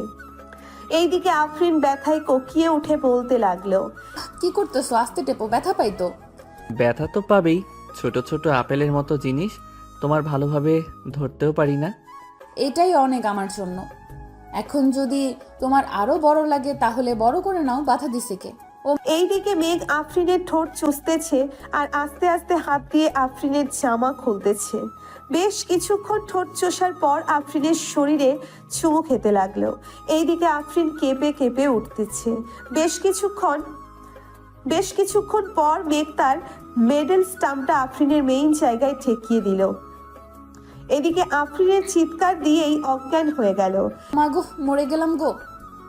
এইদিকে মেঘ আফরিনকে ডাকতেছে, কিন্তু আফরিনের কোনো সাড়া শব্দ নেই। তাই মেঘ টেবিলের উপর থেকে পানির গ্লাসটা নিয়ে আফরিনের মুখে পানি ছিটিয়ে দিতেই আফরিনের জ্ঞান ফিরে আসলো আর বলতে লাগলো, এই কুত্তা, এইভাবে কেউ করে নাকি? আমি তো মরেই যেতাম আর একটুর জন্য। এটা তো কিছুই না, এখন দেখবে কি যে করি। এই বলেই মেঘ আফরিনের সাথে টি20 খেলতে লাগলো। কয়েক ঘন্টা খেলার পর মেঘ আফরিনের বুকের উপর শুয়ে পড়লো আর বলতে লাগলো, সরি জান, আমি বুঝতে পারি নাই তুমি যে প্রথমে এত ব্যথা পাবে। আর সরি বলতে হবে না, এখন ওঠো। পুরো বিছানা তো ব্লিডিং এ ভরে গেছে, তাড়াতাড়ি পানিতে ভিজিয়ে রাখতে হবে। মেঘ আফরিনের উপর থেকে উঠে চলে গেল ওয়াশরুমে। ফ্রেশ হয়ে বাহিরে এসে দেখে আফরিন এখনো শুয়ে আছে বিছানায়। এটা দেখে মেঘ বলতে লাগলো, কি ব্যাপার, উঠবে না নাকি? এখনো যে বিছানায় শুয়ে আছো। অনেক ব্যথা করতেছে, উঠবো কি করে? তুমি এমন ভাবে করেছো যে থাকার বললাম না। আচ্ছা, আমি কিছু একটা করতেছি। এই বলে মেঘ চলে গেল মেঘলার রুমের সামনে। চুপি চুপি মেঘলার রুমে ঢুকে ফোনে লাইট লাগিয়ে দেখতে লাগলো ট্যাবলেটের বক্সটা কোথায়। এইদিকে মেঘলা তো ঘুমাই নাই, এক চোখ মেলে দেখতে লাগলো কে এসেছে। মেঘকে দেখে বুঝে গেল মেঘলা কিছু একটা হয়েছে, তাই মেঘকে উদ্দেশ্য করে মেঘলা বলল, ভাইয়া, কি খুঁজছো আমার রুমে? মেঘলার গলার স্বর শুনে মেঘ চমকে গেল আর বলতে লাগলো, কই কিছু না তো, এমনি এসেছিলাম। কি হয়েছে বলো আমাকে। না মানে তোর বান্ধবী। হয়েছে, আর কিচ্ছু বলতে হবে না। তুমি এই রুমে ঘুমাও, আমি দেখছি। ঠিক আছে যা, আর যদি দরকার হয় ডাক দিস আমাকে। ঠিক আছে। মেঘলা গিয়ে দেখে আফরিন বিছানায় শুয়ে আছে চুপ করে। আফরিনের কাছে গিয়ে শরীরে হাত দিয়ে দেখতে লাগলো জ্বর এসেছে কিনা। এইদিকে আফরিন মেঘলাকে দেখে বলতে লাগলো, কি ব্যাপার, তুই এত রাতে এইখানে? কি হয়েছে আমাকে বল, আমি দেখছি। অনেক ব্যথা করতেছে রে, তাই তোর ভাইকে পাঠিয়েছিলাম ব্যথার ট্যাবলেট আনতে। এখন তোর ভাইয়া তো আসলো না। পিরিয়ড হয়েছে নাকি? না, ওইগুলো হয়েছে, বুঝে গেছি। আর কিচ্ছু বলতে হবে না, একটু ওয়েট কর, আমি আনছি এক্ষুনি। মেঘলা চলে গেল তার রুমে। একটা ব্যথার ট্যাবলেট তার ভাইয়ের হাতে ধরিয়ে দিয়ে বলতে লাগলো, এই নাও, এটা ভাবিকে খাইয়ে দাও, তাহলে ব্যথা কমে যাবে। ঠিক আছে, তুই ঘুমা তাহলে। মেঘ চলে গেল তার রুমে। আফরিনকে ঔষধটা খাইয়ে দিয়ে শুয়ে পড়ল তার পাশে। সকাল 10টায় মেঘ ঘুম থেকে উঠে চলে আসলো নিচে। এসে দেখে সবাই বসে আছে আর কি নিয়ে যেন আলোচনা করতেছে। মেঘকে দেখে তার বাবা বলতে লাগলো, মেঘ, ওরা হচ্ছে আমার বিজনেস পার্টনার, বাইরের দেশ থেকে এসেছে। এখন এদের সাথে একটু মিটিং করতেছি, তুইও বসে শুন। ঠিক আছে আব্বু। মেঘও বসে শুনতে লাগলো। মিটিং শেষ হতেই সবাই চলে গেল। এইদিকে মেঘ খাওয়া দাওয়া করে চলে আসলো অফিসে। দেখতে দেখতে কেটে গেল 2 মাস। সন্ধ্যা 7টায় মেঘ অফিস থেকে বাড়ি ফিরতেই আফরিন বলতে লাগলো, মেঘ, অনেক দিন তো হলো বাইরে গিয়ে ফুচকা খাওয়া হয় না, চলো বাইরে গিয়ে ফুচকা খেয়ে আসি। আচ্ছা, তুমি আর মেঘলা রেডি হয়ে নাও, আমি এখনই আসতেছি ফ্রেশ হয়ে। ঠিক আছে। মেঘ চলে গেল ফ্রেশ হতে। ফ্রেশ হয়ে নিচে আসতেই দেখতে পেল 2 জন কালো বোরখা পরে বসে আছে সোফায়। 2 জনকেই পুরোই অপসরী লাগতেছে। মেঘ তাদের 2 জনের কিছুক্ষণ প্রশংসা করে নিয়ে চলে আসলো বাহিরে। যেই গাড়িতে উঠতে যাবে এমন সময় আফরিন বলল, এখন আর গাড়ি নিতে হবে না, আজকে না হয় আমরা রিক্সা দিয়ে যাই। ঠিক আছে, চলো তাহলে। মেঘ একটা রিক্সা ডেকে 3 জন চলে আসলো আর পার্কে। এইখানে সবাই জোড়ায় জোড়ায় বসে আছে। কিছুক্ষণ ঘোরাঘুরি করে 3 জন ফুচকা খেয়ে চলে আসলো বাসায়। রাতে খাওয়া দাওয়া করতেছে এমন সময় সাইফুল বলতে লাগলো, মেঘ, সামনের শুক্রবার তোদের বিয়ে রেডি থাকিস তোরা। ঠিক আছে আব্বু, আমাদের তো শপিং করা আগেই শেষ, এখন তো আর কিছুই করতে হবে না, তাই না? এখন আর কিছুই করতে হবে না। কালকে অফিসে গিয়ে একটি ডিল ফাইনাল করে আসিস তো। কয়েক মাস আগে যে আমরা 200 কোটি টাকার ডিল ফাইনাল করেছিলাম, ওরা এসেছে। এবার আরও ভালো মানের কালেকশনগুলো দেখাবে। আব্বু, তুমি চিন্তা করো না, এখন তো অফিস আমি দেখতেছি, সব কিছু আমি করব। তুমি শুধু বলে দিবে কবে কার সাথে ডিল করতে হবে। ঠিক আছে, এখন তাহলে যা রুম। মেঘ চলে গেল রুমে। বেশ কিছুক্ষণ পর আফরিন 2টা দুধের গ্লাস হাতে নিয়ে চলে আসলো উপরে। একটা মেঘকে দিল আর একটা নিজেই খেয়ে নিল। রাত প্রায় 12টা। 2 জন গল্প করতেছে শুয়ে শুয়ে। এমন সময় আফরিন বলতে লাগলো, আমাদের তো একবার বাসর হয়েছে, আর একবার বাসর হবে, তাই না? এইবার দেখবে তোমাকে একটা বেবি উপহার দিয়েই ছাড়বো, মনে যেন থাকে। দেখা যাবে কি করতে পারো তুমি। এখন তাহলে ঘুমাও। 2 জন ঘুমিয়ে গেল। সবাই 7টা মেঘ উঠে সকাল 7টা মেঘ উঠে ফ্রেশ হয়ে খাওয়া দাওয়া করে চলে গেল অফিসে। কয়েকটা ফাইল গুছিয়ে নিয়ে দেখতেছে এমন সময় মেঘের ফোনটা বেজে উঠল। তাকিয়ে দেখে তাদের অফিসের ম্যানেজার ফোন দিয়েছে। কলটা রিসিভ করতেই ওই পাশ থেকে বলতে লাগলো, স্যার, বিদেশি ক্লায়েন্টরা এসেছে এবং কি করব তাদের? আমার কেবিনে পাঠিয়ে দাও, আমি কেবিনেই আছি। ঠিক আছে স্যার, পাঠিয়ে দিতেছি। মেঘ বিদেশি ক্লায়েন্টের সাথে কথাবার্তা বলে 5 বছরের একটা ডিল ফাইনাল করে নিল। দেখতে দেখতে কেটে গেল 6 দিন। 2 বাড়িতে বিয়ের আয়োজন, মানুষ ভর্তি 2 বাড়িতেই। মেঘের হলুদ সন্ধ্যা শেষ হতেই মেঘদের বাড়ি দেখে কয়েকজন চলে গেল আফরিনদের বাড়িতে। ওইখানে হলুদ সন্ধ্যা শেষ হয়ে গেল। রাত পেরিয়ে সকাল হতেই বিয়ের আয়োজন, রান্নাবান্নার দিকে খেয়াল রাখতেছে আফরিনের চাচা। দুপুর 12টায় মেঘ রেডি হয়ে বসে আছে তার বন্ধুদের অপেক্ষায়, কখন আসবে তারা। কিছুক্ষণ পর সবাই চলে আসলো। মেঘকে দাঁড়িয়ে থাকতে দেখে বলতে লাগলো, কিরে, এইখানে দাঁড়িয়ে আছিস কেন? চল বিয়ে বাড়িতে যাই, সবাই তো চলে গেছে। বিয়ে বাড়িতে তো যাব, নামাজটা আগে পড়ে আসি চলো। আফরিনদের বাড়ি তো কাছেই, 5 মিনিট সময় লাগবে যাইতে। নামাজ পড়ে আইসা এরপর যাইতে পারবো। সবাই চলে গেল মসজিদে। নামাজ আদায় করে চলে আসলো বাসায়। মেঘের সকল বন্ধু বান্ধব বসে আছে গাড়িতে। মেঘ যেতেই ইমন বলতে লাগলো, সবাই শোন, এবার কিন্তু মামাকে প্রোটেকশন দেওয়া যাবে না। এটা নিয়ে মামার কিন্তু দ্বিতীয়বার বাসর হবে। এখন সবাই ঠিক করে নেই কি দেওয়া যায়। আরে এটা রাতে দেওয়া যাবে, এক্ষুনি এত তাড়াহুড়ো করছিস কেন? আগে বিয়েটা খেয়ে নেই, এরপর না হয় দেওয়া যাবে। শালা বিয়ে করে একটা। সবাই হাসাহাসি করতে করতে চলে আসলো বিয়ে বাড়িতে। গেট ধরে দাঁড়িয়ে আছে মেঘের সকল শালীরা। এইদিকে 2 তলার বারান্দায় আফরিন মেঘকে নামিয়ে গেটের সামনে আসতেই আফরিন লেজার লাইট দিয়ে বুঝিয়ে দিল যাতে কোনো মেয়েদের দিকে না তাকায়। মেঘও তাকালো না। খাওয়া দাওয়া শেষ করে আগের সকল নিয়ম মেনে আফরিনকে নিয়ে চলে আসলো বাসায়। দুজন এর আগেই বিয়ে করিয়ে দিয়েছে, তাই আর কাছেই ডাকে নাই। রাতে সবাই বসে আছে ছাদে। এমন সময় আফরিন আসলো আর বলতে লাগলো, তোমার তো আমাদের গিফট দাও নাই। আমাদের গিফট দাও। ভাবি এটা কিন্তু ঠিক না, আপনি আয়েশা গিফট চাইতেছেন, আমরা কিন্তু দিব না। ঠিক আছে, তাহলে তোমাদের গিফট তোমাদের কাছে রাখো, আমার জামাইকে দিয়ে দাও। রাত তো 1টা বাজে, বাসর তো করতে হবে, তাই না? এই বলে আফরিন মেঘকে টানতে টানতে নিয়ে চলে আসলো বাসর ঘরে। দরজাটা লাগিয়ে দিয়ে দুইজন অজু করে 2 রাকাত নফল নামাজ পড়ে নিল। আফরিন নামাজ আদায় করে খাটের উপরে বসে আছে। বেশ কিছুক্ষণ পর মেঘ আফরিনের পাশে গিয়ে বসলো আর বলতে লাগলো, বউ, ও বউ, আজকে আদর করলে হয় না নাকি? আদর করবি না মানে? তোর আদর করতেই হবে। এখন শুরু করবি। রাত বাজে এখন 1:35, ভোর 4:45-এ আদর শেষ করে উঠবি। ঠিক আছে, প্রস্তুত হও তুমি। আমি কিন্তু আজকে তোমার ওই আপেলগুলোতে অনেক কামড় দিব। আমি রেডি আছি, যা ইচ্ছা করতে পারো, করো। মেঘ আফরিনের শাড়ি খুলে ফেলে দিল নিচে।